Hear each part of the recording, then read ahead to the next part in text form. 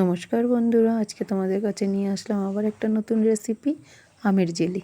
তবে এই জেলিটা কিন্তু আমি অনেক দিন আগেই বানিয়েছিলাম, যখন আম সদ্য পাকা পাকা হয়ে এসেছে।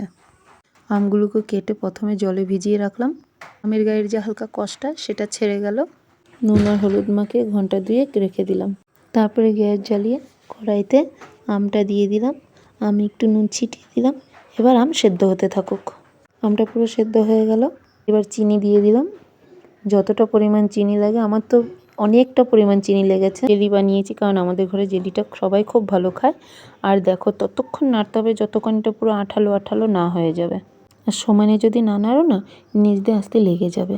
লেগে গেলে তখন আর খেতে পারবে না জিনিসটা। আমার অপেক্ষার অবসান ঘটলো। এই দেখো আমার তৈরি জেলি। এত সুন্দর লাগছে দেখো। কাঁচা আমের হলে না একটা সবুজ সবুজ ভাব হতো, যেহেতু এটা পাকা আম, আধা পাকা আধা কাঁচা, সেহেতু আমের কালারটাই অন্যরকম হয়েছে। জেলির কালারটা সত্যি খুব ভালো লাগছে। আর তোমরা ঘরে বানিয়ে খেয়ে দেখো, খুব ভালো লাগবে আশা করি।